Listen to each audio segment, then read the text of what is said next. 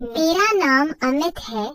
मेरी उम्र 26 साल है और मैं एक प्राइवेट कंपनी में जॉब करता हूँ। मेरी शादी को 1 साल हो चुका था और मेरी पत्नी नेहा 23 साल की थी।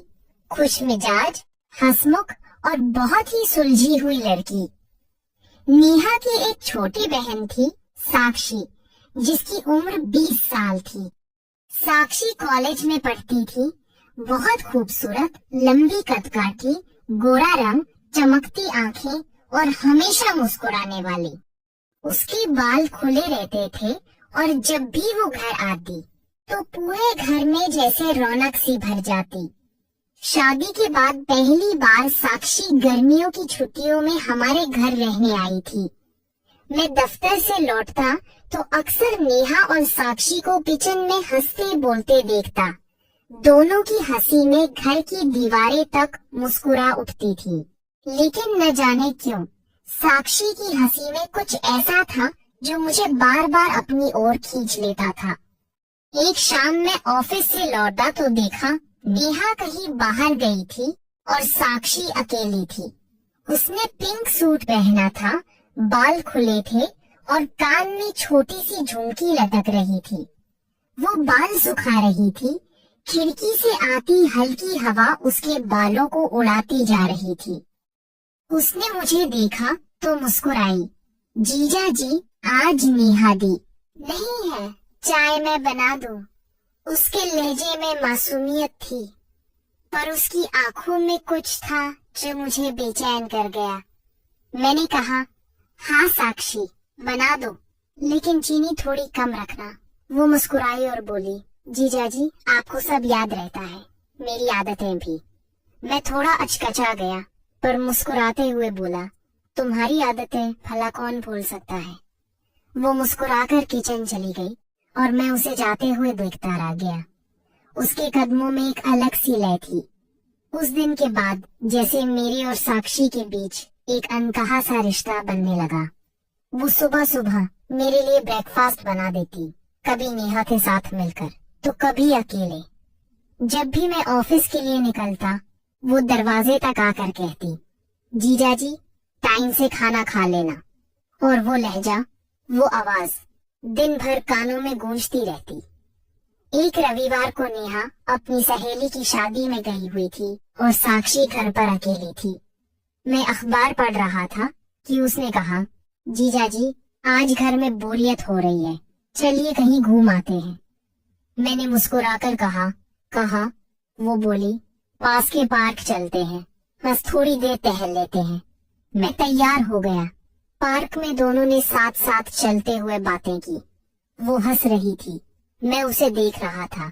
उसकी हर मुस्कान जैसे मेरे दिल की धड़कन पर आ रही थी। जब वो झील के पास जाकर बोली, जीजा जी, कितना सुकून है ना यहाँ, तो मैंने धीरे से कहा, हाँ, लेकिन तुम्हारे बिना तो कोई सुकून नहीं लगता। वो पल भर को चुप रही, फिर नजरें झुका ली। उस पल की खामोशी में एक अजीब सी मिठास थी। लौटते वक्त जब बाइक पर बैठी तो उसका हाथ हल्के से मेरे कंधे पर आ गया। पहले तो उसने झिझक दिखाई, फिर आराम से बैठ गई। हवा उसके बालों को मेरे चेहरे से छूते हुए जा रही थी और मुझे लगा जैसे वक्त ठहर गया हो। अगले दिन सुबह नेहा लौट आई, मगर अब माहौल कुछ बदल चुका था। मैं साक्षी से कुछ कह नहीं पा रहा था, लेकिन हमारी नजरें अब बात करने लगी थी। एक शाम नेहा किसी काम से मार्केट गई थी। मैं बालकनी में बैठा था। साक्षी आई और बोली, जीजा जी, कल मेरी फ्रेंड की बर्थडे पार्टी है, क्या मैं आपकी शर्ट ले सकती हूँ? मुझे फोटो शूट के लिए चाहिए।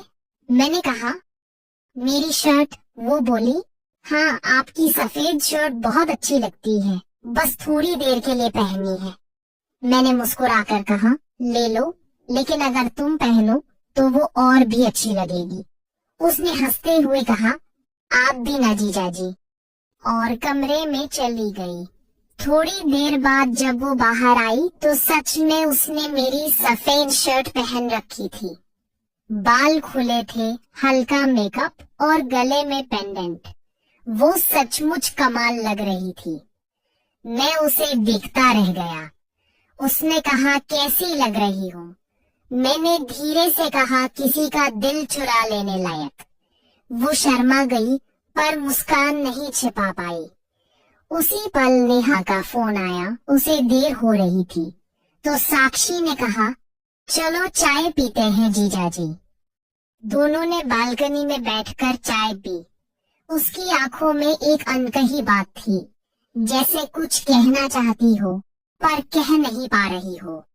उस शाम की हवा में कुछ ऐसा था कि दोनों खामोश होकर भी बहुत कुछ कह गए। अगले दिन साक्षी कॉलेज जाने की तैयारी कर रही थी। मैं ऑफिस के लिए निकलने लगा तो उसने कहा, जीजाजी, कल आपने कहा था ना कि सफेद शर्ट मुझ पर अच्छी लगती है, तो क्या सच में अच्छी लगी? मैंने उसकी आंखों में देखकर कहा, बहुत। वो मुस्कुराई और धीमे से बोली, फिर तो मैं फिर से पहनूंगी। और उस दिन के बाद हमारे बीच की बातों में एक अलग सा अपनापन आ गया। मैं अब खुद को रोक नहीं पा रहा था। हर बार जब वो पास आती, दिल की धड़कनें तेज हो जाती। नेहा को कुछ समझ नहीं आ रहा था, वो सामान्य ही रहती, लेकिन मुझे पता था कि साक्षी की मौजूदगी अब मेरे दिल की धड़कनों का हिस्सा बन चुकी है। एक शाम जब नेहा अपने ऑफिस की मीटिंग में लेट हो गई तो घर में सिर्फ मैं और साक्षी थे। उसने कहा, जीजाजी चलिए टेरेस पर बैठते हैं, आज चांद बहुत खूबसूरत है। हम दोनों टेरेस पर गए। चांदनी उसके चेहरे पर पड़ रही थी और हवा में उसकी खुशबू घुली थी। वो बोली, आपको पता है जीजाजी, कभी कभी लगता है कि मैं यहाँ सिर्फ दीदी से मिलने नहीं बल्कि किसी और से मिलने आती हूँ। मैंने हैरानी से पूछा, किससे? उसने मुस्कुराकर कहा, आपसे। वो शब्द सुनकर जैसे दिल रुक गया। मैं कुछ कह नहीं पाया, बस उसकी आंखों में देखता रह गया। हवा में सन्नाटा था, चांद ऊपर चमक रहा था और हमारे बीच नजरों का वो रिश्ता अब कुछ और बन चुका था। लेकिन तभी नीचे से नेहा की बाइक की आवाज आई और साक्षी धीरे से पीछे हट गई। वो बोली, शायद दीदी आ गई, मैं चलती हूँ जीजाजी, और मुस्कुराकर चली गई। उस रात नींद नहीं आई।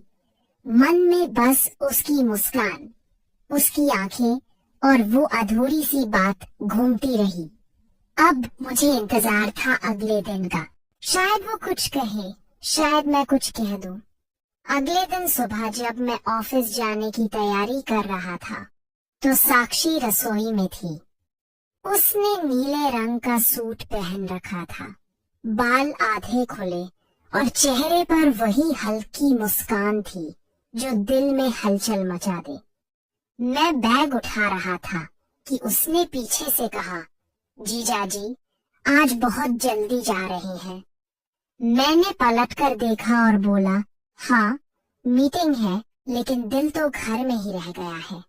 वो मुस्कुराई और बोली, तो फिर देर मत कीजिए लौटने में। उसकी वो बात पूरे दिन मेरे कानों में गूंजती रही। ऑफिस में बैठा था लेकिन मन तो घर पर ही था, उसी मुस्कान में खोया हुआ। शाम को जब लौटा तो नेहा थकी हुई थी, सोने चली गई। साक्षी ने दरवाजे पर आते ही कहा, जीजाजी आज आपका पसंदीदा खाना बनाया है, मटर पनीर और रोटी। मैंने हंसकर कहा, तुम्हें कैसे पता मेरी पसंद? वो बोली, दीदी से सब पता कर लिया। हमने साथ खाना खाया और फिर बालकनी में बैठकर चाय पी। रात की हवा हल्की ठंडी थी, सन्नाटा था, बस कहीं दूर से ट्रैफिक की आवाज आ रही थी। साक्षी बोली, जीजाजी कल मैं वापस जा रही हूँ कॉलेज, छुट्टियां खत्म। उस पल जैसे दिल में कुछ टूट सा गया। मैंने कहा, इतनी जल्दी? वो बोली, हाँ पर शायद कुछ दिन बाद फिर आऊं। मैंने धीरे से कहा, उम्मीद है वो कुछ दिन जल्द ही आ जाए। वो मुस्कुराई पर आंखों में हल्की नमी थी। उसने कहा, आप बहुत अच्छे हैं जीजाजी, पर कभी कभी लगता है कि कुछ कह नहीं पाती आपसे। मैंने पूछा क्या? वो कुछ देर चुप रही, फिर बोली, कुछ बातें दिल में रह जाएं तो अच्छा होता है, वरना रिश्ते उलझ जाते हैं। मैं समझ गया वो क्या कहना चाह रही थी, मगर कुछ नहीं बोला। अगले दिन जब वो जाने लगी तो नेहा उसे स्टेशन छोड़ने गई। जाते वक्त उसने मुझे बस इतना कहा, ख्याल रखिएगा दीदी का, और अपना भी। उस मुस्कान में हजारों बातें थी जो जुबान तक नहीं आ सकी। वो चली गई, लेकिन घर में जैसे उसकी खुशबू बाकी रह गई थी। अगले कई हफ्ते बीत गए, पर उसकी यादें हर रोज किसी न किसी बहाने से सामने आ जाती। कभी उसकी पसंद का गाना रेडियो पर बजता, कभी उसकी तस्वीर नेहा के फोन में दिख जाती, और मैं एक पल के लिए खो जाता। कुछ महीने बाद एक दिन नेहा बोली, साक्षी का सेमेस्टर खत्म हो गया है, वो फिर कुछ दिन के लिए आ रही है। मेरा दिल जैसे धड़क उठा। मैं दिखाने की कोशिश कर रहा था कि मुझे फर्क नहीं पड़ता, पर अंदर कहीं बहुत खुशी थी। अगले दिन शाम को जब दरवाजा खुला तो वही साक्षी अंदर आई। इस बार और भी परिपक्व लग रही थी। जीन्स टॉप में थी, बाल अब थोड़े छोटे थे, लेकिन मुस्कान वही थी। उसने कहा, जीजा जी, याद किया? मैंने कहा, कभी भूला ही नहीं। वो हंस पड़ी, आप अभी भी वैसे ही बोलते हैं। उस शाम नेहा किचन में थी और साक्षी मेरे पास बैठी थी। पुराने किस्से सुनाते सुनाते बोली, आपको याद है जब पार्क में झील के पास हम बैठे थे? मैंने कहा, वो पल कैसे भूल सकता हूँ। वो मुस्कुराई, मुझे भी नहीं भूलता। कुछ पलों की खामोशी के बाद उसने कहा, आप जानते हैं जीजा जी, कुछ रिश्ते ऐसे होते हैं जो नाम के बिना भी बहुत गहरे होते हैं। मैंने उसकी आंखों में देखा, वो सब कह रही थी जो शब्द नहीं कह सकते थे। उसी वक्त नेहा ने आवाज दी, साक्षी, जरा चाय बना दो। वो उठी, लेकिन जाते जाते पीछे मुड़कर मुस्कुरा दी। वो मुस्कान अब मेरे दिल का हिस्सा बन चुकी थी। अगले कुछ दिन ऐसे ही हंसी मजाक में बीतते रहे। नेहा को शायद कुछ महसूस होता, पर उसने कभी कुछ कहा नहीं। एक शाम बारिश हो रही थी। नेहा मार्केट गई थी और मैं बालकनी में खड़ा था। साक्षी आई और बोली, जीजा जी, बारिश में भीगने का मजा ही कुछ और है। मैंने कहा, अगर साथ में कोई अपना हो तो। वो मुस्कुराई, तो मैं क्या पराई हूँ? और अगले ही पल बारिश की हल्की फुहारों में बाहर निकल गई। मैं भी पीछे चला गया। बारिश में भीगते हुए उसने सिर पीछे फेंका। बालों से पानी टपक रहा था और चेहरे पर हंसी थी। मैंने धीरे से कहा, साक्षी, तुम बदल गई हो। वो बोली, नहीं जीजा जी, बस अब समझ आ गया है कि कुछ एहसासों को छिपाकर भी महसूस किया जा सकता है। हम दोनों खामोश हो गए, बस बारिश की बूंदें गिरती रहीं। उस रात देर तक हम बालकनी में बैठे रहे, बातें करते रहे, बचपन, कॉलेज, जिंदगी की बातें। जब जाने लगी तो बोली, जीजा जी, मुझे अच्छा लगता है जब आप मुस्कुराते हैं। मैंने कहा, और मुझे अच्छा लगता है जब तुम मेरे आसपास होती हो। वो मुस्कुराई और बोली, तो फिर मुस्कुराते रहिए, क्योंकि मैं अब अक्सर आसपास रहूंगी। उन शब्दों ने जैसे दिल में सुकून भर दिया। अगले दिन सुबह वो फिर अपनी पुरानी शरारतों में लौट आई। कभी नेहा के फोन से फोटो ले लेना, कभी मेरे कपड़ों को प्रेस कर देना, और कभी कभी जानबूझकर छेड़ देना। जीजा जी, आज आपकी टाई ठीक से नहीं लगी। उसकी हंसी अब घर का हिस्सा बन गई थी। लेकिन एक दिन नेहा को अचानक अपने ऑफिस की मीटिंग के लिए 3 दिन के लिए दिल्ली जाना पड़ा। साक्षी और मैं घर पर अकेले रह गए। उस शाम घर में हल्की बारिश थी। उसने कहा, जीजा जी, चलिए आज आपकी पसंद की फिल्म देखते हैं। हम दोनों ने टीवी ऑन किया। एक पुरानी रोमांटिक फिल्म चल रही थी। बीच बीच में वो मेरी तरफ देखती और मुस्कुरा देती। मैं भी मुस्कुराकर नजरें चुरा लेता। फिल्म खत्म हुई तो उसने कहा, कहानी तो खत्म हो गई, पर कुछ कहानियां खत्म नहीं होती, बस रुक जाती हैं।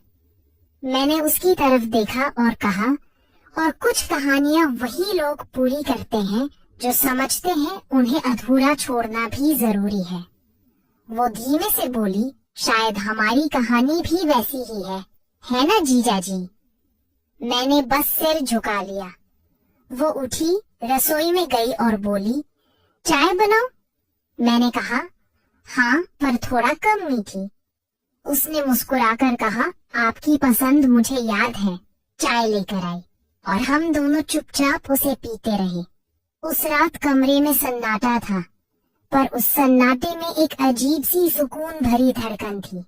अगले दिन नेहा लौट आई और सब फिर सामान्य हो गया, मगर मेरे और साक्षी के बीच जो अनकहा रिश्ता था वो अब एक भरोसे में बदल गया था, जहाँ कोई शब्द नहीं थे पर एहसास गहरे थे।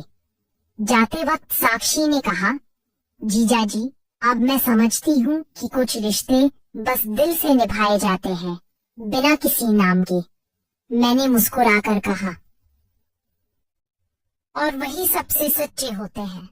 वो चली गई, लेकिन उसकी मुस्कान मेरे मन में ऐसे बसी कि आज भी जब कभी खिड़की से हवा आती है तो लगता है जैसे साक्षी फिर से पास बैठी हो, वही मासूम मुस्कान लिए, वही धीमी आवाज। मैं कहती हूँ, जीजा जी चाय बना दूं, और हर बार मैं मुस्कुरा उठता हूँ, क्योंकि कुछ एहसास कभी खत्म नहीं होते, बस दिल के किसी कोने में हमेशा जिंदा रहते।